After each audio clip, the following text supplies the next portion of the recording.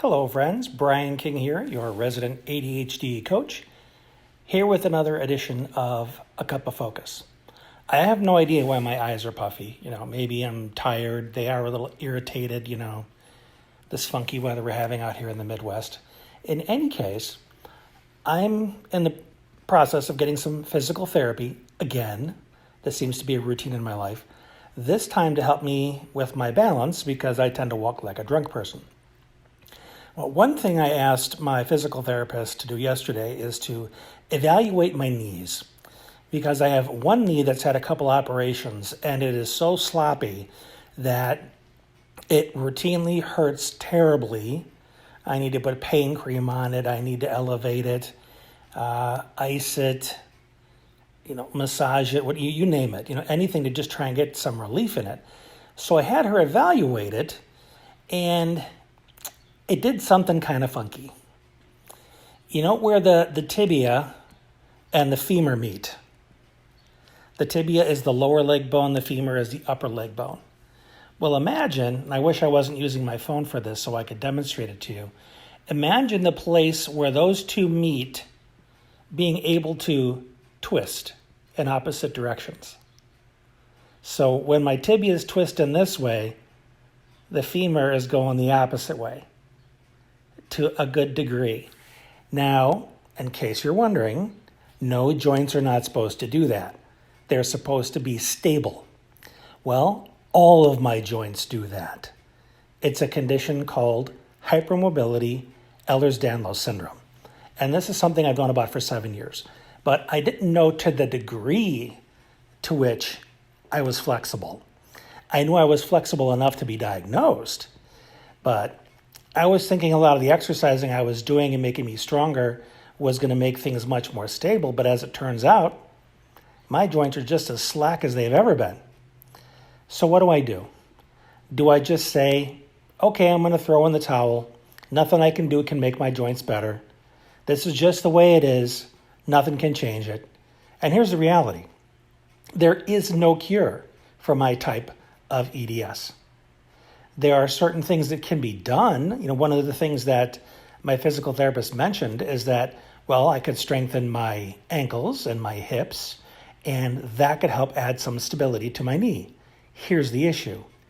I wear orthotics for my ankles because they randomly just roll or twist whenever I'm walking because they're unstable.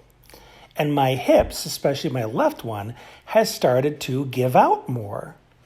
So those joints are really not any more stable than my knee is. But again, that doesn't mean I throw in the towel. That means I give it a shot. See if I can, and here's the key word, see if I can work around my knee. If my knee won't support me, but there are things around it that I can make stronger so that my knee is not trying so hard, doesn't it make sense to go after those things and try those things out? It's the same with ADHD. Because people will think, it's just the way it is. There's nothing I can do to fix it. I'm just hopelessly stuck and I can't possibly function because of all these difficulties. Well, that's not entirely true.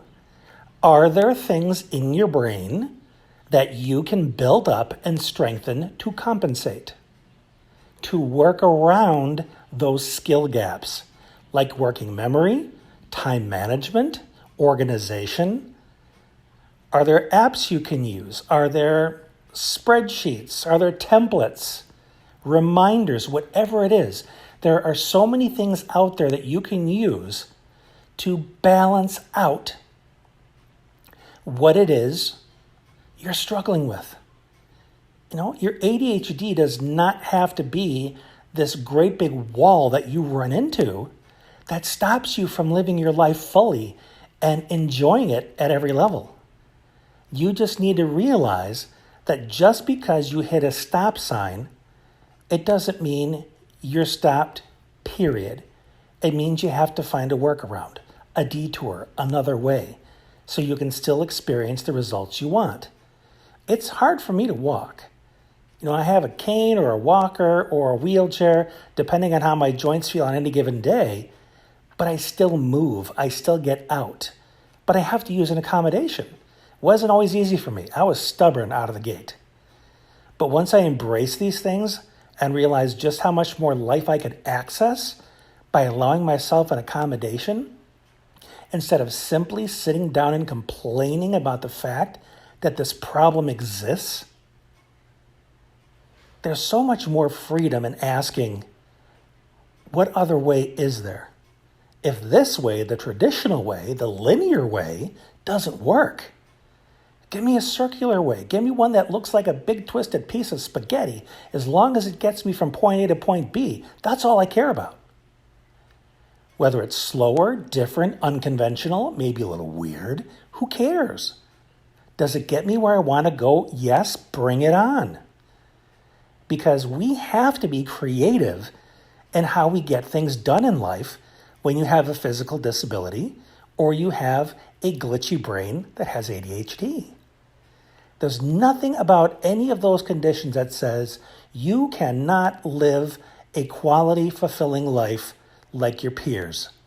What it does say is you're probably not going to do it the same way. And that's okay. So that's my message for you today. Thanks for tuning in, all of you. I really appreciate your time and attention. Please leave me comments or questions in response to this. If there's anybody you know that can benefit from this, please share. And until we talk again, this has been Brian. Thanks for being you.